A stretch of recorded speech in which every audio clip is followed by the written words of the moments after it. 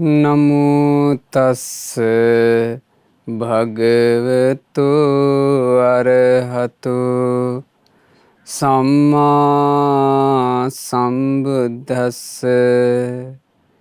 ඒ භාග්‍යවත් වූ අරහත් වූ මහා කරුණික වූ සසර දුකින් නිදහස් වීම පිණිස පවතින මේ උතුම් ශ්‍රී සද්ධර්මය අප කෙරෙහි අනුකම්පාවෙන්ම දේශනා කළ බුදුරජාණන් වහන්සේට නමස්කාර වේවා. සාදු සාදු සාදු.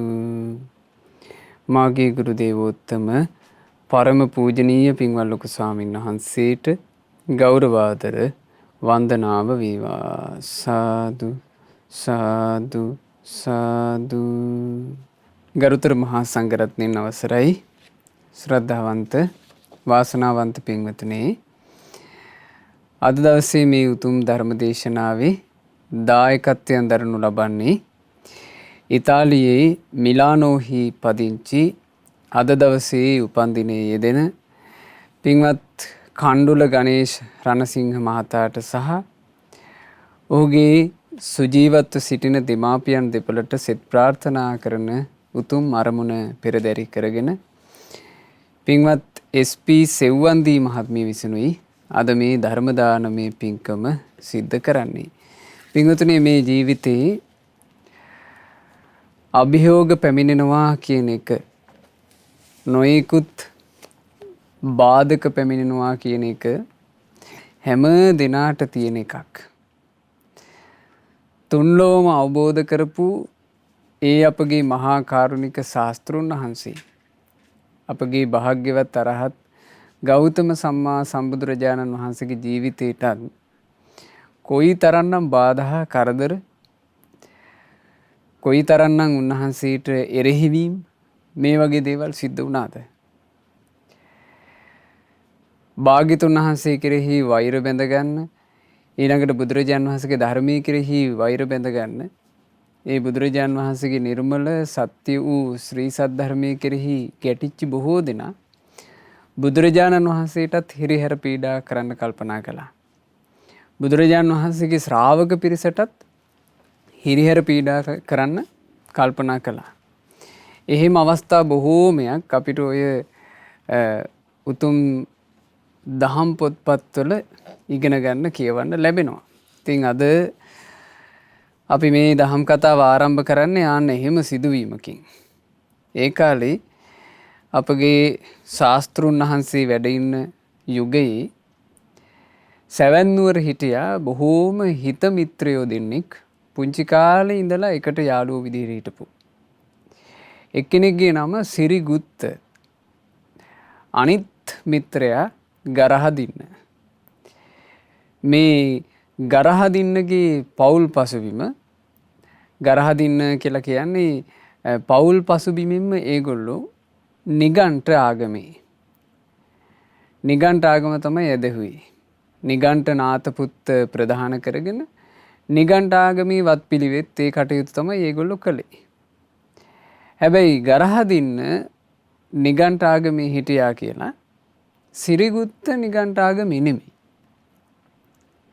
සිරිගුත්ත කියලා කියන්නේ හොඳට තෙරුවන් සරණ ගියපු කෙනෙක්, නිතර බුදුරජාන් වහන්සේ බැහැ දකිමින් ධර්මය අහන කෙනෙක්, හොඳට සිල් ගුණ ධර්ම ආරක්ෂා කරන කෙනෙක්. හැබැයි මේ දෙන්න මිත්‍රයෝ. සිරිගුත්ත ගරහදින්න කියලා කියන්නේ හොඳ මිත්‍රයෝ. කවදාවත් අර තමන්ගේ දර්ශන දෙක, තමන් වෙන වෙන මේ දර්ශන දෙකක් අදහනවා කියන එක මිත්‍රත්වයට බාධාවක් කරගත්තේ නැහැ කියනවා. ඇත්තටම මේ ඒගොල්ලෝ ඒ ජීවිතය ගත කරනකොට මේ ආගම කවදාවත් පටලගෙන නැහැ. ඔහොම කාලේ ගත වුණා. මෙහෙම කල් ගත වෙනකොට ගරහදින්නට නිගණ්ඨයෝ නිතර වචනයක් කියනවා. ගරහදින්න, දැන් ඔහෙගේ හොඳ මිත්‍රයා නමයි සිරිගුත්ත. දැන් සිරිගුත්ත ඔය ශ්‍රමණ බවත් ගෞතමයන් වහන්සේගේ පස්සේ වැටිලා නාකද සිරිගුත්තව බේරගත්තොත් එහෙම කියනවා. නිගණ්ඨයෝ තමයි කියන්නේ. එහෙම කියන්න හේතුව සිරිගුත්ත කියලා කියන්නේ සමාජයේ හොඳ පිළිගත්ත කෙනෙක්. හොඳ ධන සම්පත් තිබ්බ කෙනෙක්. ඉතින් නිගණ්ඨයෝ කල්පනා කළා සිරිගුත්තවත් තමන්ගේ පැත්තට තමන්ගේ පක්ෂයට නම්ම ගත්තොත් නිගණ්ඨයට සත්කාර සම්මාන වැඩි වෙනවා. ධර්මාවබෝධයක් නොකර කෙලෙස් සහගතව ඉන්න ජීවිත සත්කාර සම්මානයට හරි ගිජුයිනේ. ඒ නිසා නිගණ්ඨයෝ ඔහොම කල්පනා කරලා නිතර දෙවේලේ ඇවිටිලි කරන්න පටන් ගත්තා. ගරහදින්නට සිරිගුත්තවත් මේ ආගමට එක් කරගෙන එන්න කියලා. එතකොට ඕන කාලයකට පස්සේ ගරහදින්න මේ කතාව ඇදලා ගන්නවා. දැන් මේ මිත්‍රත්වයට ඕන නැති එකක් ඔන්න එකතු වුණා. සිරිගුත්තට නිතර දෙවේලේ ගරහදින්න මේ බුදුරජාණන් වහන්සේ ගැන හෙලා දැකලා එක එක කතා කියනවා. සංගරුවන ගැන හෙලා දැකලා එක එක කතා කියනවා. සිරිගුත්ත මේව ටික දවසක් නිහඬ වහන් හිටියා මිත්‍රයෙක් නිසා. නමුත් දවසක් සිරිගුත්ත කියනවා ගරහදින්න දැන් ඔබ දන්නවා මම බුදුරජාණන් වහන්සේ සරණ ගියපු කෙනෙක්. ඔබ දන්නවා මං සංගරුවන සරණ ගියපු කෙනෙක්. ඇයි ඔබ නිතර නිතර මේ බුදුරජාණන් වහන්සේටත් මේ ශ්‍රාවක සංගරුවනටත් ගරහමින් නිගණ්ඨයෝම වර්ණනා කරන්නේ? ඔබේ ওই නිගණ්ඨයන්ගේ තියෙන මහා විශේෂත්වය මොකක්ද කියලා ඇහුවා. එතකොට ගරහදින්න කියනවා හා සිරිගුත්ත ඔහොම කියන්න එපා. අපි මේ නිගණ්ඨ සාමීවරුන්ට හැම තිස්සෙම පවතින ඥානයක් තියෙනවා. හැම තිස්සෙම ඒ ඥානය මේ ඇවිදිමින් හිටියත් ඒ ඥානෙ තියෙනවා. සැතපීලා හිටියත් ඒ ඥානෙ තියෙනවා. වාඩි වෙලා හිටියත් ඥානෙ තියෙනවා. උන්වහන්සේලාට තුන් කාලෙම පේනවා කිව්වා. අතීත සිද්ධිත් පේනවා. මේ දැන් සිද්ධ වෙන සිද්ධිත් පේනවා. අනාගතේ වෙන්න තියෙන දේත් පේනවා. එහෙම පිරිසකට කිව්වා ඔබ ඔය ඔහොම කතා කරන්නේ. එතකොට සිරිගුත්ත මේ කාරණේ අහපු ගමන් ගරහදින්නට කියනවා ගරහදින්න මට ආයෙ පාරක් කියන්න ඕන. ඔබේ සාමීවරු ගැන නිගණ්ඨ සාමිලා ගැන ඔබ කියපු කතාව අදාහ ගන්න බැරි තරම් කන්නේ. ආයෙ කියන්න බලන්න කිව්වා. එතකොට කියනවා මාගේ සාමිවරු හැමතිස්සෙම ඥාන දර්ශනයෙන් යුක්තයි. උන්වහන්සේලාට තුන් කල්පෙනේ. ඕක සපත කරගත්තා. මේ කියපු කතාව ඇත්තමය කියලා. ඊට පස්සේ සිරිගුත්ත කියනවා හරි එහෙම පිරිසක් ඉන්නවනම් මං සන්තෝසයි ඒ පිරිසව මගේ නිවසට කැඳවලා ඒ පිරිසට යම් සංග්‍රහයක් කරන්න. ඔබ ගිහින් ඒ පිරිසට මම ආරාධනා කරා කියලා කියන්න. ඕන්න දැන් ගරහදින්න අප්පුඩියකුත් ගහලා සතුටු වෙලා නිගණ්ඨයෝ ළඟට ගියේ තමන්ගේ වැඩේ හරි ගියා කියලා. ගිහින් නිගණ්ඨ ඒ පිරිසට කිව්වා අද නම් මං ඕන්න ඔබ වහන්සේලා කියපු වැඩේ කළා. දැන් සිරිගුත්ත මගේ එක වචනෙන්ම නිගණ්ඨ ආගමට හැරුණා. ඕන්න ඔබ වහන්සේලාට සංග්‍රහයක් කරන්නත් සූදානම්. දානෙට ආරාධනා කළා කිව්වා. හැබැයි සිරිගුත්ත කළේ වෙනම දෙයක්. සිරිගුත්ත මේ විශාල වලක් කැපුවා. දිගට වලක් කැපුවා. ඒ වල කපලා ඒ මත තමයි මේ අඩපට්ටේට ලී ආදිය දාලා මේ දානේ වළඳන්න ආසන සකස් කරේ. වලක් උඩ තමයි එහෙට මෙහෙට කෝටු තියලා වාඩි වෙන ආසන සකස් කළේ. ඒ වාඩි වෙන ආසන සකස් කරලා මේ සිරිගුත්ත දානයක් සූදානම් කළෙත් නෑ. දානේ භාජන නිකන් පේන්න තිබ්බා. දැන් සිරිගුත්තට ඕනේ මේ කියපු වචනේ ඇත්තක්ද නැත්තක්ද කියලා බලා ගන්න.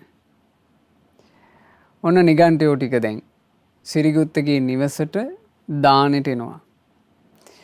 දානෙට එනකොට ඉස්සරහට ගිහිල්ලා සිරිගුත්ත ගිහි කෙනානේ මේ නිගණ්ඨ පිරිසට වන්දනා කරගෙන මෙන්න මෙහෙම හිතුවා. ස්වාමීනි මේ නිවසේ මම ඔබ වහන්සේලාට සකස් කරපු දානයක් නැත.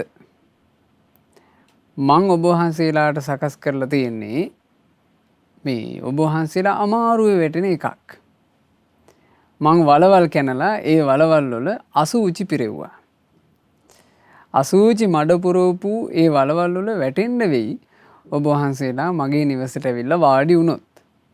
හැබැයි ඔබ වහන්සේලාට තුන්කල් දකින ඥානයක් ඇත්තටම තියෙනවා නම් ඔබ වහන්සේලා මගේ නිවසට ප්‍රවිෂ්ඨ වෙන්න එපා කියලා හිතුවා.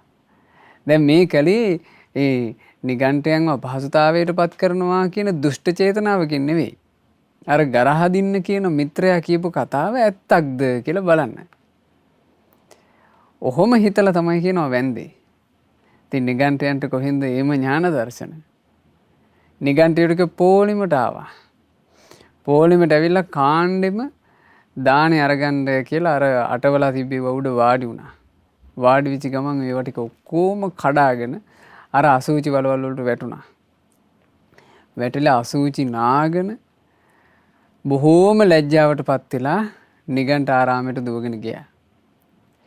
ඒ දුවගෙන ගිහිල්ලා ගරහදින්නට හොඳටම දොස් කිව්වා කියනවා නිගණ්ඨයෝ ටික.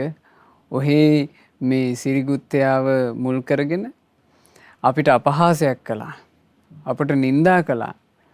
අපේ තියෙන කීර්තිය නැති කළා කියලා. ඔය සිද්ධිය නිසා සිරිගුත්ත ගරහදින්න මිත්‍රත්වය ටිකක් බිඳිලා ගියා. සති කීපයක්ම මේ දෙන්න ආයේ කතා බස් කරේවත් නැහැ. පස්සේ ගරහදින්න හිතනවා මේ සිරිගුත්ත මට කරපු වැඩේ හරිනේ.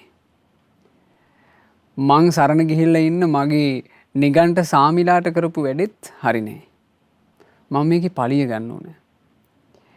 හැබැයි මට මේ පලිය ගන්න නම් මේ තරහ වෙලා ඉඳලා කරන්න පුළුවන් එකක් නෙවෙයි. මං සිරිගුත්තත් එක්ක ආයෙ යාළු වෙන්න ඕන. ගරහදින්න සිරිගුත්තගේ ගෙදෙට්ටම ගිහිල්ලා සිරිගුත්තත් එක්ක අර තිබුණ මත ගැට්ටනේ හදාගත්තා. හදාගෙන දෙන්න දැන් මිත්‍රයෝ වුණා. එතකොට සිරිගුත්ත ඇත්තටම මිත්‍රෙක් වෙනවා. හැබැයි ගරහදින්න දැන් මිත්‍රත්වයේ හදාගෙන තින්නේ පලි ගන්න අදහසකින්. ටික දවසක් ගියාට පස්සේ ගරහදින්නම සිරිගුත්තකින් අහනවා.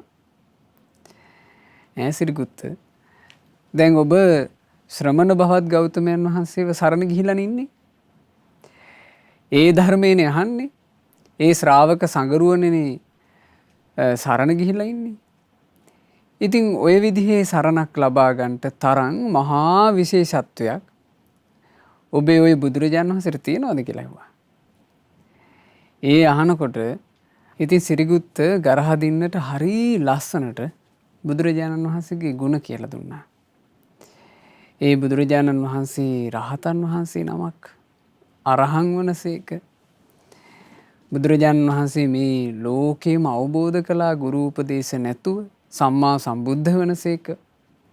උන්වහන්සේ අවබෝධයට අනුවම ජීවත් වෙන ආශ්චර්යමත් විද්‍යාවන්ගෙන් ආශ්චර්යමත් ඥානයන්ගෙන් යුක්ත කෙනෙක් විද්‍යාචරණ සම්පන්න වනසේක. සුන්දර නිවනට වැඩිසේක. සුගත වනසේක.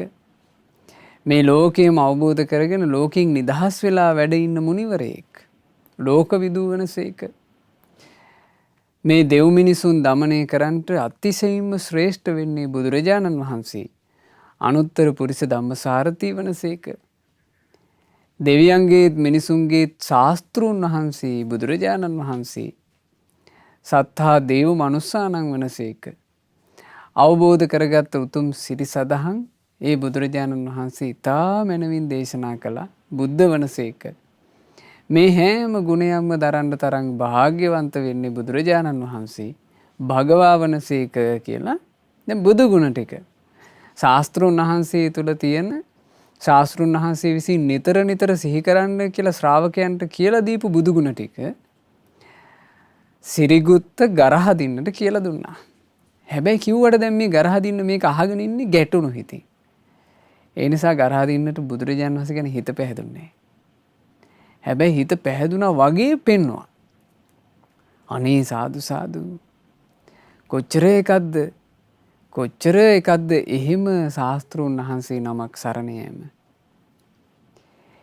එහෙමනම් සිරිගුත්ත මාත් මගේ ප්‍රසාදය ඒ බුදුරජාණන් වහන්සේ ගැන ඇති කරගන්නවා. මාත් සරණ යනවා. මාත් සන්තෝෂයි දානි පූජා කරන්නට. ඒ බුදුරජාණන් වහන්සේටත් ශ්‍රාවක සංගරුවනටත් මගේ නිවසේ උන්වහන්සේලාට දානයකට ආරාධනා කරවලා මගේ නිවසට වැඩම කරවාගෙන ඉන්නකෝ කිව්වා. එතකොට සිරිගුත්ත බොහෝම සතුටටපත් වෙලා අනේ මගේ මිත්‍රයාටත් මේ සරණ ලැබුණනේ කියලා ওই විස්තරේ බුදුරජාණන් වහන්සේ සමීපයට ගිහින් කියනවා ස්වාමීනි භාග්‍යතුන් වහන්සේ මෙසේ දානයකට ආරාධනා කළා කියලා. බුදුරජාණන් වහන්සේ දානේ බාරගත්තා. නිහඬව දානේ බාරගත්තා. හැබැයි ගරහදින්න සම්පූර්ණයෙන්ම කරන්නේ පලි ගැනීමක් දැන් මේ. ගරහදින්න පෙරටත් වඩා ඒ කියන්නේ සිරිගුත්ත කරාටත් වඩා විශාලෙට අගලක් කැපුවා. ඒ අගල කපලා ඒ අගල මත්තට වෙන්න තමයි ආසන පනවන්න සූදානම් කළේ. ඒ අගල සම්පූර්ණයෙන්ම ගිනි අඟුරු වලින් පෙරෙව්වා. දැන් සිරිගුත්තේ වගේ අසූචිනි පෙරෙව්වේ. ගරහදින්න කල්පනා කළා නසන්න ඕන මේ සිරිගුත්තගේ පැහැදුණු පිරිස නසලා දාන්න ඕන. එහෙම හිතලා සම්පූර්ණයෙන්ම ගිනි අඟුරු පිරෙව්වා. ඒ ගිනි අඟුරු වල සැර උඩට එන්නේ නැති වෙන විදිහට උපක්‍රම යොදලා මේක වැහුවා. ඔක්කොම සකස් කළා දානයක් පූජා කරනවා වගේ පේන්න නිකන් අර එනකොට දානයක් මෙතන තියෙන්නේ කියලා රැවටෙන්න. ඒ උදෙසා නිකන් හිස් භාජන එහෙ මෙහෙ තිබ්බා. ඒව කිසිවක දානේ සකස් කළේ නැහැ. ඉතින් ඕන් ඔහොම තමයි ගරහදින්න දැන් දානෙට සූදානම් වෙන්නේ. මෙතනත් දානයක් නැහැ. මේ බුදුරජාණන් වහන්සේ දානයට සූදානම් වෙච්ච දවසේ ශ්‍රාවක සංගරුවන පිරිවරාගෙන වැඩම කරනවා. වැඩම කරලා ගරහදින්නගේ නිවසට ඇතුල් වෙන තැනට ආවහම ගරහදින්න බුදුරජාණන් වහන්සේට වන්දනා කරලා හිතුවිල්ලක් හිතනවා. ස්වාමීනි ඔබ වහන්සේ උදෙසා ඔබ වහන්සේගේ ශ්‍රාවක පිරිස උදෙසා මෙහි සකස් කරපු කිසිම දානයක් නැහැ. ගිනි අඟුරු වලක් නම් සූදානම් කරලා තියෙනවා. ඔබ වහන්සේලා කල්පනාවකින් තොරව ඥානයකින් තොරව ඇවිල්ලා මගේ නිවසේ වාඩි වුණොත් ගිනි අඟුරු වලේ වැටිලා බොහෝම දුකටපත් වෙන්න වෙයි. ඔබ වහන්සේලාට ඥාන දර්ශනයක් තියෙනවා නම් මේ මගේ නිවසට පැමිණිලා අනතුරේ වැටෙන්න එපා කියලා. එහෙම හිතද්දීත් භාග්‍යතුන් වහන්සේ වැඩම කළා. ඉතින් ගරහදින්නට ඒ වෙලාවේ හිතෙන්නේ නැති එහෙනම් බුදුරජාන් වහන්සේටත් ඥාන දර්ශනයක් නැහැ කියලා. භාග්‍යතුන් වහන්සේ වැඩම කරලා අර ගරහදින්න සකස් කරලා තියෙන ඒ ගිනි අඟුරු වලේ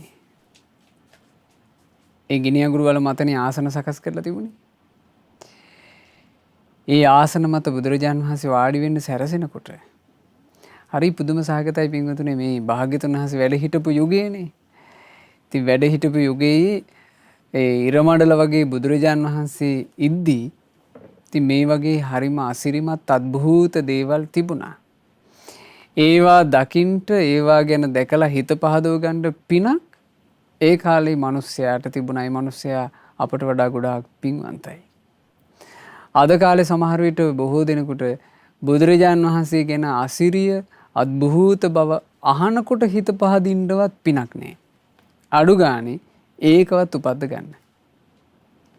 අඩු ගානේ මේ කතා පුවත් අහනකොට අහෝ අපගේ ශාස්ත්‍රුන් වහන්සේ මෙච්චර අසිරිමත්ද කියලා හිත පහදව ගැනීමේ පිනවත් උපද්ද ගන්න. ඒ කාලේ මිනිස්සු දැකලම හිත පහදව ගත්තා. බුදුරජාන් වහන්සේ මේ වැඩ ඉන්න සූදානම් වෙනකොටම මේ ගිනි අඟුරු වල අතුරුදහන් වුණා. එතන තිබුණු අගලින් විශාල නෙළුම් මතුණා කියනවා. ඒ නෙළුම් භාග්‍යතුන් වහන්සේට ආසනයක් වුණා. භික්ෂු සංඝයාට ආසන වුණා. ඒවා මත බුදුරජාන් වහන්සේත් භික්ෂු සංඝයාත් ඉතා සුවසේ වැඩ හිටියා. එතකොට ගරහදින්න හොඳටම කලබල වුණා. දැන් ගරහදින්න හදාන තිබ්බ පැලෑන සම්පූර්ණයෙන්ම අසාර්ථකයි. ගරහදින්න සිරිගුත්ත ළඟට ගිහින් කියනවා අනේ සිරිගුත්ත මම දානයක් සූදානම් කළේ නෑ. මම මේ මහන්සි වෙලා මගේ සේවක කාරකාදීන් එක්ක එකතු වෙලා හැදුවේ බොහොම දරුණු ගිනි අඟුරු වලක්. බුදුරජාන් වහන්සේ වැඩම කළා මේ ගිනි අඟුරු වලට මක්කා වුණාද දන්නේ. දැන් අන්න නෙළුම් පිපිලා. අනේ මම සූදානම් කරපු දානයක් නෑ. දැන් මම මොකද කරන්නේ කියලා ඇහුවා. එතකොට සිරිගුත්ත කියනවා සිරිගුත්ත පැහැදුණු කෙනෙක්. සිරිගුත්ත කියනවා නෑ නෑ ගරහදින්න. ඔබ දානෙට භාජන සූදානම් කළානේ. ඒ භාජනවල වසුන් ඇරලා බලන්න කිව්වා. හරි ආශ්චර්යයි. අద్භූතයි. ඒ භාජනවල වසුන් අරිනකොට දිව්‍යමය සුවඳ විහිදෙන විදිහට භෝජන සකස් වෙලා. බුදුරජාන් වහන්සේට දානේ පූජා කරන්න දෙවිවරු බලාගෙන ඉන්නේ. ශ්‍රාවක සංගරුවනට දානේ පූජා කරන්න දෙවිවරු බලාගෙන ඉන්නේ. ඉතින් අවස්ථාවක් ලැබුණු ගමන් දෙවිවරු ඒ දේ කරනවා. භාග්‍යතුන් වහන්සේගේ දානෙට හිංසාවක් වෙන්න, භාග්‍යතුන් වහන්සේගේ දානෙට කරදරයක් වෙන්න ඒ දෙවිවරු ඉඩ තිබ්බේ නැහැ. දේවානුභාවයෙන් භෝජන ඔක්කොම සකස් වෙලා තිබුණා. එදා ගරහදින්න බොහෝම පහන් සිතින් තමන්ගේ තියෙන අපැහැදීම් ඔක්කොම අත්හැරලා බුදුරජාණන් වහන්සේටත් මහත් වූ භික්ෂු සංඝයාටත් දානෙ පූජා කළා. ගරහදින්නත් තෙරුවන් සරණ ගියා. සිරිගුත්ත ගරහදින්න කියන මේ දෙදෙනා මුල් කරගෙන එදා දානෙ වළඳලා දානේ අවසානයේ අපගේ භාග්‍යතුන් වහන්සේ බොහෝම ලස්සන ගාථා දෙකක් වදාලා ශ්‍රාවකයා ගැන. යථා සංකාර ධානස්මින් උජ්ජිතස්මින් මහාපතේ පදුමන්තත් ජායේත සුචිගන්ධං මනෝරමං කසල ගොඩක මහපාරේ මඩ වගුරක පිපෙනා නෙළුම දිලෙයි සුවඳ දිදී හැමට සතුට රැගෙනා එවං සංකාර භූතේසු අන්ධ භූතේ පුතුජනේ අතිරෝචති පඤ්ඤාය සම්මා සම්බුද්ධ ශාවකෝ නුවණක් නැති පුහුදුන් අය එලෙසින් ඇති ලෝකේ සම්බුදු ශ්‍රාවක බබලයි නුවණින් මේ ලෝකේ. බුදුරජාණන් වහන්සේ වදාළේ ශ්‍රාවකයා ගැන. ඒ නිසා ශ්‍රාවකත්වයේ කියන එක අපිත් ඇති කරගන්න ඕනේ ආන්නේ විදිහට. ශ්‍රාවකයා බුදුරජාණන් වහන්සේ උපමා කළේ යථා සංඛාර දානස්මින් උජ්ජිතස්මින් මහා පතේ. මේ පාරක් අයිනේ තියෙනවා කියනවා මඩ වගුරක්. කුණු ගඳ ගහන මඩ වගුරක්. මේ අතකින් ස්පර්ශ කරන්න, පයකින් ස්පර්ශ කරන්න හිතෙන්නේ නැති තරම් කැත මඩ වගුරක් තියෙනවා. හැබැයි පදුමන් තත්ථ ජායේත. ඒ මඩ වගුරේම නෙළුමක් හට ගන්නවා. සුචි ගන්ධං. ඒක හරිම සුවඳයි. මනෝරමං. ඒක හරිම මනරම්. එවං සංඛාර භූතේසු අන්ධ භූතේ පුතුජනේ. ඕන් ඔය වගේ තමයි අන්ධබාල පෘථග්ජන ලෝකයේ තථාගතයන් වහන්සේගේ ශ්‍රාවකයා හටගන්නේ. ඒ ශ්‍රාවකයා මේ අන්ධබාල පෘථග්ජන ලෝකේ ඉක්මවා යන්නේ අතිරෝචති පඤ්ඤාය ප්‍රඥාවෙන්, නුවණින්, ජීවිතය ගැන දකින ඥාණයෙන්. ඒ නිසා ඒ ඥාණය බුදුරජාන් වහන්සේගේ සද්ධර්මය තුලින් ලැබෙන එකක්. ඒ ඥාණය අපි ලබා ගන්න ඕන. ඒ ඥානය තුළ අපේ ජීවිත ආරක්ෂා කරගන්න ඕන. මේ ලැබිච්ච මනුස්ස ජීවිතේ අපිට ඒක කරගන්න අවකාශ තියෙනවා. ඉතින් මම මේ සිදුවීම කිව්වේ ඒ සිරිගුත්ත කියන උපාසකතුමාගේ බෑනා කෙනෙක් වෙන පුත්‍රයෙක් හිටියා. ඒ පුත්‍රයා සිරිමිත්ත. සංසාරේ ගොඩාක් පින් කරලා තිබුණ කෙනෙක්. සිරිගුත්තගේ බෑනා විදිහට මේ ඥාතිත්වයක් හැදුනා. ඔය සිරිගුත්ත හොඳට තෙරුවන් සරණ ගිහිල්ලා බණ අහපු කෙනානේ. ඒ නිසා මේ සිරිමිත්තටත් මේ භාග්‍යතුන් වහන්සේව නිතර ඇසුරු කරන්න, ධර්මය අහන්න මේවට අවකාශ ලැබුණා. තෙරුවන් සරණ ගිහිල්ලා හිටියේ. ඔහොම ඉද්දී බුදුරජාණන් වහන්සේගේ නාලාගිරි දමනයේ අසිරිය මේ සිරිමිත්තට තමන්ගේ ඇස් දෙකෙන්ම දැක ගන්න ලැබුණා කියනවා. නාලාගිරි දමනයේ අසිරිය අපි ඔබට මීට පෙර කියලා දීලා තියෙනවා. ඒ නාලාගිරි හස්තිරාජයා දමනය කරන ආශ්චර්ය දෑහෙම්ම දැක්කහම සිරිමිත්ත කල්පනා කළා මෙබඳු ශාස්ත්‍රුන් වහන්සේ නමක් හිරු මණ්ඩල කරගෙන මෙබඳු ශාස්ත්‍රුන් වහන්සේ නමක් සෙවණ කරගෙන මාත් පැවිදි වෙන්න ඕනේ. ඔන්න සිරිමිත්ත පැවිදි වුණා. පැවිදි වෙලා ඊටාම ටික කාලයයි ධර්මයේ හැසිරුණා. ධර්මය අවබෝධ කරගෙන රහතන් වහන්සේ නම බවට පත් වුණා. සිරිමිත්ත මහරහතන් වහන්සේ. මේ සිරිමිත්ත මහරහතන් වහන්සේ හරියට භික්ෂූන්ට අනුග්‍රහ කරපු සබ්‍රහ්මචාරීන් වහන්සේ නමක්. එකට හිටපු භික්ෂූන්ට නිතර අනුග්‍රහ කළා. ඒ අනුග්‍රහ කිරීමක් වශයෙන් වදාළ ලස්සන ධර්මයක් තමයි උන්වහන්සේගේ තේර ගාථා.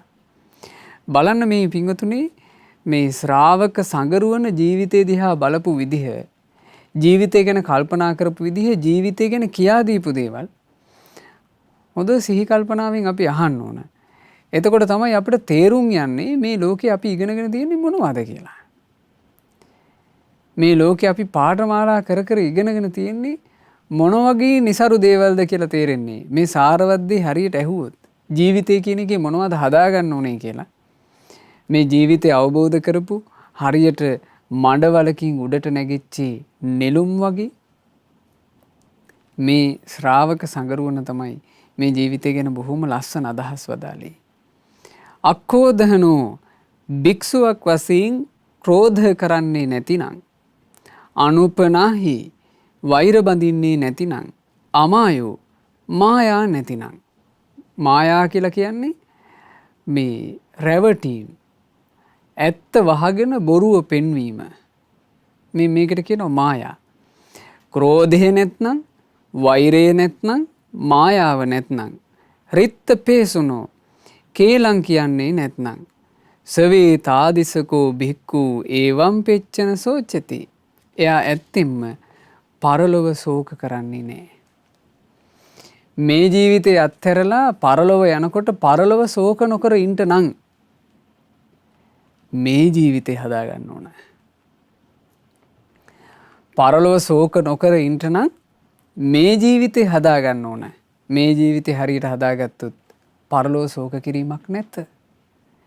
මේ ජීවිතේ වැරදුනොත් පරලොව ශෝක කරන එකකින් ගැලවෙන්නටද නොහැකිය.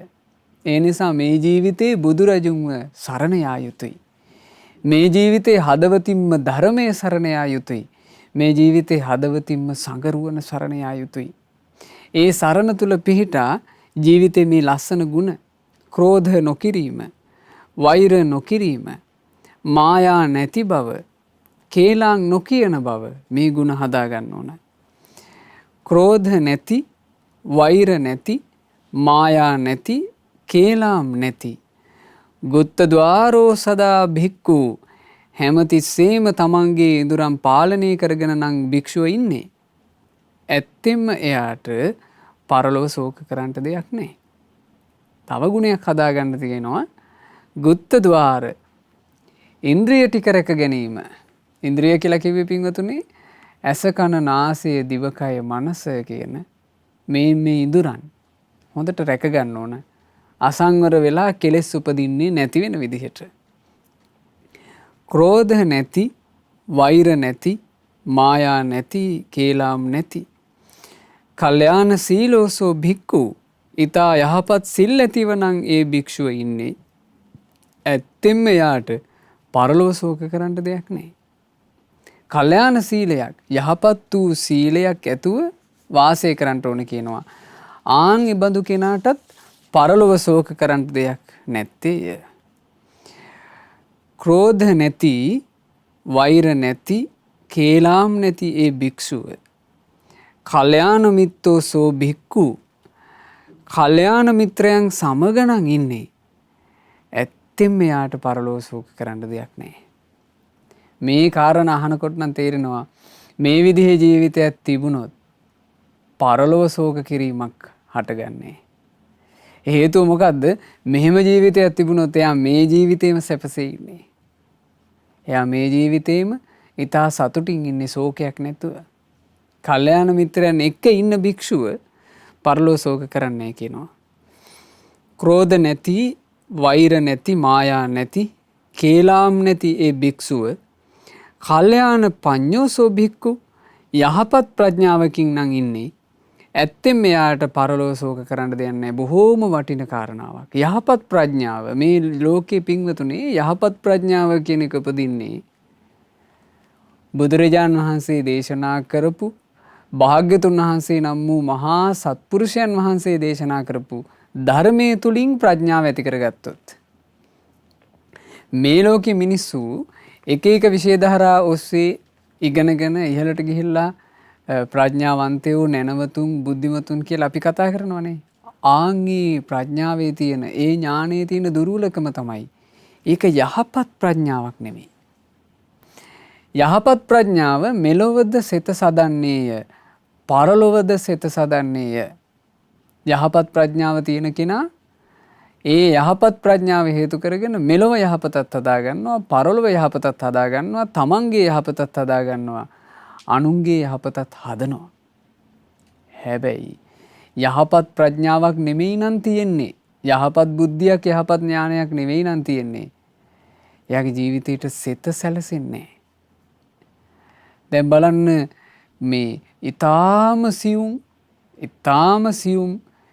මේ යුද උපකරණ මේ ලෝකේ නිර්මාණය කරන අය නැද්ද? ඊ타ම සියුම්. හැබැයි මේ සියුම් යුද උපකරණයෙන් බොහෝ දෙනෙක්ගේ ජීවිත නැසලා දානවා. ඒක හදපු පුද්ගලයාට ඥානයක් තිබ්බා. හැබැයි යහපත් ඥානයක් නෙමෙයි. ඊළඟට දැන් බලන්න මේ නොයෙකුත් තාක්ෂණික උපකරණ. ඒ තාක්ෂණික උපකරණ හදලා ඒ උපකරණ මේ ලෝකේ පුරා ව්‍යාප්ත වෙනවා. ඒ උපකරණ හැදූ අයව අපි ඒ අයගේ නුවණ වර්ණනා කර කර මහා කතන්දර කියනවා. එයාට නුවණක් තිබුණා. ඒකත් නුවණක්. හැබැයි ඒක යහපත් නුවණක් නෙමෙයි. ඒ නිසා ඒ තුنين ලෝකයට සෙත සැලසෙන්නේ. මේ තාක්ෂණික දියුණුවත් එක්ක බලන්න ලෝකයේ මිනිස්සයා කොච්චර පිරිහිලාද? ඒ නුවණ නිසා පරිහානියට ගියා, තාම යනවා. මේක කෙලවර වෙන්නේ අන්තිරම පිරිහිලා. අන්තිරම පිරිහිලා කෙරෙන්නේ. ඒ නිසා ඇති කරගන්න ඕන කෙනෙක් යහපත් වූ ප්‍රඥාවකුයි. ඕන් ඔය ටික තියෙනවා නම් කෙනෙකුට එයා ඇත්තෙන්ම පරලොව ශෝක කරන කෙනෙක් නෙමෙයි. හේතුව මොකද්ද? පරලොව ශෝක කරන්න කාරණාවක් නැහැ. එයා මේ ජීවිතය සම්පූර්ණයෙන්ම සුවපත් කරගත්තා. ඒ ජීවිතය සම්පූර්ණයෙන්ම සුවපත් කරගන්න පුළුවන් වෙන්නේ පින්වතුනේ මේ ජීවිතේ මුළුමනින්ම සුවපත් කර ගැනීම පිණිස මහා කරුණාවෙන් ධර්මයේ දේශනා කරපු බුදුරජාන් වහන්සේගේ සරණ ආවොත්. ඒක හොඳට තේරෙනවා අපිට මේ තේරගාථා පොත් වහන්සේගේම මහා පන්තක මහරහතන් වහන්සේගේ ගාථා ඉගෙන ගන්නකොට මේ මහා පන්තක මහරහතන් වහන්සේ ගැන විශාල විස්තරයක් අපි කිව යුතු නෑ. පින්වතුන්ලාට මතක ඇති චූල පන්තක තෙරුන් ගැන. එක ගාථාවක් පාඩම් කරගන්න බැරුව 4 මාසයක් තිස්සේ වෙහෙසිච්ච කෙනා. ආන්නේ උත්තමයන් වහන්සේ අපිට ඉස්සරහදී ඉගෙන ගන්න ලැබෙනවා චූල පන්තක මහරහතන් වහන්සේගේ ඒ ජීවිත කතාව ගැන මේ වැඩසටහන් මාලාවේදී. චූල පන්තක මහරහතන් වහන්සේගේ අයියා තමයි මහා පන්තක. ඇත්තෙන්ම මහා පන්තකයන් වහන්සේ තමයි සම්බුද්ධ ශාසනයට මුලින්ම ඇතුළුනේ ඒ පවුලේ. උන්වහන්සේ හරි ඥානවන්තයි. සංසාරේ පින් කරපු කෙනෙක්. ඊටාම කෙටි කලකින් සියලුම කෙලෙස් නැසලා රහතන් වහන්සේ නම බවට පත් වුණා. ඒ අරහත්ත්වයට පත් වෙච්චි රහතන් වහන්සේ හරි දක්ෂ වුණා අරූපාවචර ධ්‍යාන වලට සමවදින්න. ඒ නිසාම බුදුරජාන් වහන්සේ මේ අගතනතුරු ප්‍රදානය කළා. ඒත දග්ගම් භික්කවේ මම ශාවකානම් භික්ඛූණං සංඥා විවට්ට කුසලානං යදිදම් මහා පන්තකෝ. මහණෙනි මේ මහා පන්තකයන් තමයි අරූපාවචර ධ්‍යානයේ දක්ෂ භික්ෂූන් අතර අග්‍ර වෙන්නේ කියලා. ඒ රහතන් වහන්සේ තේරගාථා විදිහට වදාලේ මෙන්න මේ විදිහට. කිසිම විදිහකින් බිය තැති ගැනීමක් නැතිව ශාස්තෘන් වහන්සේ වැඩ හිටින ආකාරය මන් දැකගත්තේ යම් දවසකද. එදා මේ මහා පුරුෂයාණන් දැකපු වෙලාව ඉඳලා මට මං ගැනම සංවේගයක් ඇති වුණා. ඒ ඇතිවෙච්ච සංවේගය මොකද්ද? අනේ මෙහෙම අභීත ශාස්තෘන් වහන්සේ නමක් ඉද්දී ඇයි මම මේ ශාස්තෘන් වහන්සේ සමීපයට යන්නේ නැත්තේ? ඇයි මං උන්වහන්සේව ඉරමඩල කරගන්නේ නැත්තේ? ඇයි මං උන්වහන්සේව මගේ ජීවිතේ එකම ආලෝකයේ පිළිසරණ කරගන්නේ නැත්තේ කියලා සංවේගයක් ඇති වුණා. තමන්ගේ නිවසට පැමිණෙන ශ්‍රේයා කාන්තාවට අතින් පයින් ගහලා එලවලා දානවා වගේ දෙයක් තමයි ශාස්තෘන් වහන්සේගේ අවවාද නොපිළිගන්න කෙනා කරන්නේ. ඕව මතක තියාගන්න. බුදුරජාණන් වහන්සේගේ බණපද කෙනෙක් පිළිගන්නේ නැත්තම් ඒ බණපද කියනකොටත් ඒ බණපදවලට එක එක කතන්දර කියනවනම් එයා හරියට කරන්නේ තමන්ගේ ගෙදෙට්ට සෞභාග්‍ය අරගෙන එන ශ්‍රේයා කාන්තාවට අතින් පයින් ගහලා එලවලා දානවා වගේ වැඩ. වැඩිපුර අද ඉන්නේ ඒ જાතියේ අයෝ. ඒ නිසා තමන්ගේ ජීවිතේවත් රැකගන්න. ඒ නිසා මගේ අබුදරුවනුත් මං අත්හැරියා. දේපල වස්තුවත් අත්හැරියා. කෙස් රැවුලුත් බැහැර කළා. බුද්ධ ශාසනයේ පැවිදි වුණා. උතුම් ශික්ෂාපද රැකගෙන ඉන්ද්‍රිය සංවරයත් ඇති කරගත්තා. දැන් බලන්න මේ තුල කියන්නේ පරලොව ශෝක කරන්නේ නැතුව ඉන්න ඕමනා කරන දේවල් හදාගත්ත හැටි. උතුම් ශික්ෂාපද රැකගෙන ඉන්ද්‍රිය සංවරයත් ඇති කරගත්තා. බුදු සමිදානන්ව වන්දනා කර කර මං ඉන්නේ අපරාජිතවයි. කෙලෙස් නැසලා. ඒ දවස්වල මගේ හිතේ දැඩි ලෙස පිහිටුවාගෙන හිටියේ එකම එක පැතුමයි. මේ තණ්හාව නැමැති උල ජීවිතය තුලින් උදුරා දමන තාක් මොහොතක්වත් ඉඳගන්නේ නැහැ. මං ඒ වගේ වීරියකින් වාසය කළේ. ඒ මගේ වීරිය දෙස බලන්න මා ත්‍රිවිද්‍යාව ලබා ගත්තා. බුද්ධ ශාසනය සම්පූර්ණ කරගත්තා. පුබ්බේ නිවාස ඥානයද ඇති කරගත්තා. දිවස් නුවණත් පිරිසිදු කරගත්තා. අරහත්ත්වය ලබා ගත්තා. දැන් මං පුද පූජා ලැබීමට සුදුසු කෙනෙක්. කෙලෙසුන්ගෙන් නිදහස් වුණ කෙනෙක්. රෑ ගෙවිලා හිරු උදා වෙනකොට තෘෂ්ණාව වියලවා දමලා පළඟක් බැඳගෙන වාඩි වුණා. මහා පන්තක මහරහතන් වහන්සේ.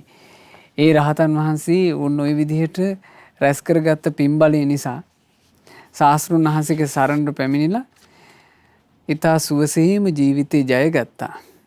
ඉතින් ඒ ජීවිතේ ජය ගැනීම කියන එක කෙනෙකුට කරන්න පුළුවන්කම ලැබෙන්නේ මේ බුද්ධ ශාසනය ඇතුලේ විතරයි. බුද්ධ ශාසනය නැති තැන පින්වතුනි අපිට පරදිනවා විතර මිසක් වෙන කරන්න දෙයක් නැහැ. හේතුව ජීවිතේ ජය ගන්න මඟ පෙන්වන ශාස්ත්‍රුන් වහන්සේ බුදුරජාන් වහන්සේ පමණක්ම වන නිසා. මේ කරුණු කාරණා අහනකොට පින්වතුනි තව තව හිතේ පහන් සිත බලවත් කරගන්න බුදුරජාන් වහන්සේ ගැන අපිට වාසනාවක් තිබුණා ඒ බුදුරජාන් වහන්සේගේ සරණ ලබන්නට. ඉතින් අපේ සිරිමිත්ත මහරහතන් වහන්සේ බොහොම ලස්සන ගාථා තුනක් උන්වහන්සේගේ තේර ගාථාවේ අවසාන ගාථා තුන විදිහට වදාලා. අපි අපේ ජීවිතේ නිතර මතක තියාගන්න ඕන ගාථා. යස්ස සද්ධා තථාගතේ අචලා සුප්පතිට්ඨිතා සීලංච යස්ස කල්යාණං අරියකන්තං පසංසිතං. යස්ස සද්ධා තථාගතේ අචලා සුප්පතිට්ඨිතා. එයා තුල තියෙනවා නම් තථාගත බුදු සමිදානන් ගැන කාටවත් සොලවාලිය නොහැකි පැහැදීමක්. සීලංච යස්ස කල්යාණං අරියකන්තං පසංසිතං. එයා තුල තියෙනවා නම් ආර්යයන් වහන්සේලා ප්‍රශංසා කළ යහපත් ආර්යකාන්ත සීලයක්. ආර්යකාන්ත සීලය කියලා කිව්වේ නොකැඩුණු පාරිශුද්ධ සීලයක්. පිරිසිදු සීලයක්.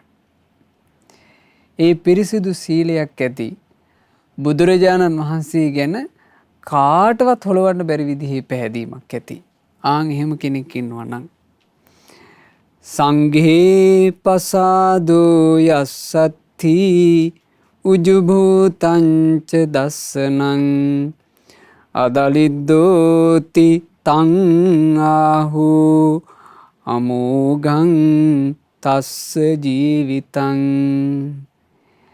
සංඝේ පසාදෝ යස්සත්ති. එයා තුළ තියෙනවා නම් ආර්ය සංඝයා ගැන බලවත් පැහැදීමක්. උජු බුහුතංච දස්සනං. එයා තුළ තියෙනවා නම් ඍජුව පවතින අවබෝධඥානයක්. ඍජුව පවතින අවබෝධඥානය කියලා කිව්වේ මොකද්ද? ජීවිතය ගැන හරියටම දැකීම. ජීවිතය ගැන හරියටම දකින්නවා කියලා කියන්නේ මොකද්ද පින්වතුනි? අනිත්‍ය දේ අනිත්‍ය ලෙසම දැකීම, හරියටම දැකීමයි. දුකට අයිති දේ හරියටම දුක් වශයෙන් දැකීම, හරි දැක්මයි. තමන්ගේ වසඟේ පවත්වන්නට බැරි දේ තමන්ගේ වසඟේ පවත්වන්නට බැරි දෙයක් වශයෙන් අනාත්ම වශයෙන් දැකීම, ඒක හරි දැක්මයි. අසුබ දෙහි අසුබ වශයෙන්ම දැකීම, හරි දැක්මයි. ඒකට තමයි කියන්නේ හරිම දැක්මක් තියෙනවා කියලා. මේ හරි දැක්ම බුද්ධ ශාසනය විනා වෙන කොහෙද? බුදුරජාන් වහන්සේ තථාගතයන් වහන්සේ මේක අවස්ථාවක උපමා කළා සිංහ රාජයාට.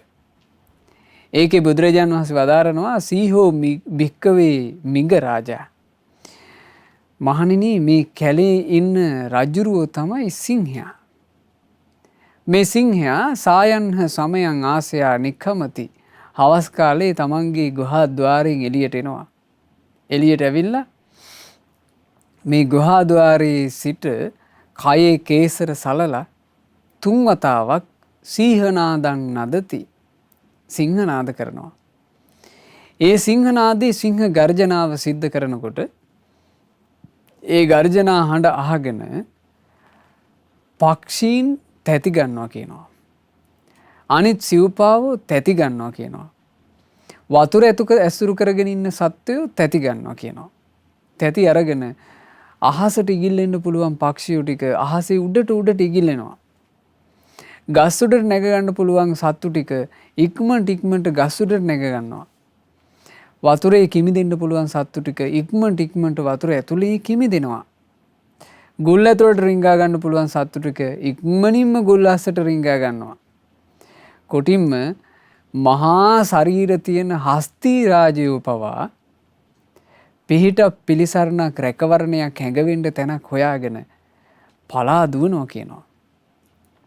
සිංහ ගර්ජනාවට බයයි මේ සිංහයාගේ ගර්ජනාවයි අපට ජීවිතයට හානියක් වෙන්න එපා කියලා උන් බය වෙනවා. බුදුරජාණන් වහන්සේ දේශනා කළා මහණෙනි තථාගතයන් වහන්සේ සත්‍ය වූ ධර්මයේ දේශනා කිරීමද ඒ සිංහ ගර්ජනාව බඳුය. ඒ ඇහෙනා කල්හි නුවණ මද ඈයූ බිහිතියට සලිත වීමට ලොමු ඩහ ගැනීමට පත්වේ. ඒ ගර්ජනාව නම් කිම? සබ්බේ සංඛාරා අනිච්චා. සියලු සංස්කාර අනිත්‍යයි කියන ගර්ජනාව සත්‍යය. ඒ ගර්ජනාවට කියන්න පුළුවන් සම්බුදු රජුන්ගේ සම්බුද්ධ රාජ නම් වූ සිහරජාණන් වහන්සේගේ සත්‍යයේ ගර්ජනාව. ඒ ගර්ජනාව ඇහෙනකොට ප්‍රඥාව නැති අය සලිත වෙලා යනවා. අන්න ඔක්කොම අනිත්‍යයිලු. සබ්බේ සංඛාරා දුක්ඛා කියන දෙවෙනි ගර්ජනාව. ඒක ඇහෙනකොට මේ ලෝකේ සැපයි කිය අහුවෙලා හිටපු හැමෝම බයටපත් වෙනවා, සලිත වෙනවා. අන්න දුකයිලු. සබ්බේ ධම්මා අනාත්තා. සියලු ධර්මයෝ අනාත්මයි කියලා බුදුරජාන් වහන්සේ සිංහනාද කරනකොට ප්‍රඥාව නැති අය සලිත වෙලා යනවා කියනවා. ආන්න අපි ආත්මයි කියලා හිතාගෙන හිටියේ අපේ වසඟේ පවත්තන්ට අනාත්මයිලු කියලා. ඉතින් ඒ වැරදි දැක්මින් ඉන්න කෙනාට බුදුරජාණන් වහන්සේගේ සත්‍ය වූ ධර්මය අහන්ට ලැබෙනකොට ওই විදිහට බිය හට ගන්නවා, දුක හට ගන්නවා. හැබැයි කෙනෙක් ගාව තියෙනවා නම් ජීවිතය ගැන ඍජුව පවතින අවබෝධයක්. ආන්ගේ අවබෝධය තියෙන කෙනා අදලිද්දෝ තිතං ආහු, ඔහුට කියන්නේ නොදිලිඳු කෙනා, දිලිඳු නැති කෙනා.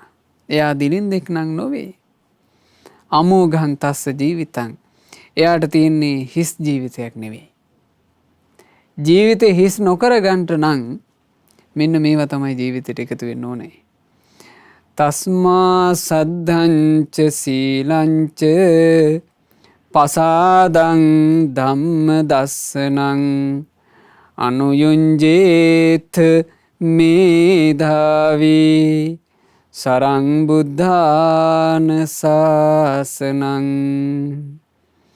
ඒ නිසා බුද්ධිමත් කෙනා ශ්‍රද්ධාවත් සීලයත් අචලත් ප්‍රසාදයත් ඇති කරගෙන පැහැදිලි ධර්මාවබෝධයකින් ඇති කරගෙනයි ධර්මයේ හැසිරිය යුත්තේ. බුද්ධිමත් කෙනා තමන්ගේ ජීවිතේ හිස් එකක් නොවෙන්ට නම් පින්වතුනේ ඕන්න ඔහොම හදාගන්න ඕන. එසේ හදාගත හැක්කේ තෙරුවන් සරණ තුල පිහිටලා. ඒ නිසා බුදුරජාණන් වහන්සේව හදවතින්ම සරණ යන්න. ධර්මය හදවතින්ම සරණ යන්න. සංගරුවන හදවතින්ම සරණ යන්න. බුදුරජාණන් වහන්සේගේ ධර්මයට අනුකූලවම ජීවිතේ හැඩගස්වා ගන්න මහන්සි ගන්න. බුදුරජාණන් වහන්සේගේ ධර්මයේ තුල පිහිටා ජීවිතේ දිහා බලන්න මහන්සි ගන්න. එහෙම වාසය කළොත් පින්වතුනේ මේ අපි ලැබූ මනුස්ස ජීවිතේ සම්බුද්ධ ශාසනය තුල පොහොසතුන් බවට පත් වෙන්න අපිට පුළුවන් වෙයි. සම්බුද්ධ ශාසනය තුල හිස් නැති ජීවිතයක්, පිරුණු ජීවිතයක් අපට ඇති කරගන්න අවකාශ සැලසේවි. ඉතින් මේ ගාථා අපිට අනුකම්පාවෙන් වදාළේ අපගේ සිරිමිත්ත මහරහතන් වහන්සේ, ඒ වගේම මහා පන්තක මහරහතන් වහන්සේ. ඒ අරහත් මුනිවරුන්ට අපගේ নমස්කාරය වේවා. සාදු සාදු සාදු. ඒ රහතන් වහන්සේලා ධර්මාවබෝධය තුල නිවී සැනසුන අමා මහ නිවනේ අපටත් සැනසෙන්න ලැබේවා. සාදු සාදු සාදු. රැස් කළා වූ සියලුම පුණ්‍ය ධර්මයන් අපි අනුමෝදන් කරමු.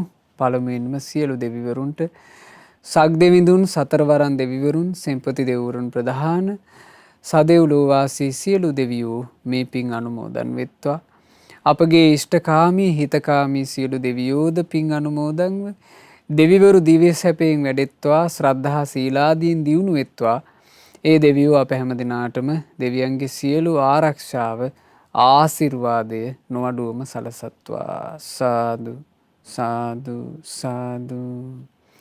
රැස් කළ සියලු පින් අපගේ ගුරු දේවෝත්තම කල්යාණ මිත්‍ර පරම පූජනීය පින්වත් ලොකු ස්වාමීන් වහන්සේට අනුමෝදන්ව නිදුක් නිරෝගී සුවය දීර්ඝායුෂ සැලසේවා.